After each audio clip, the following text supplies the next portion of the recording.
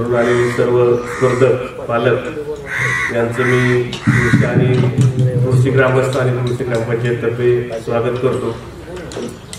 आज या ठिकाणी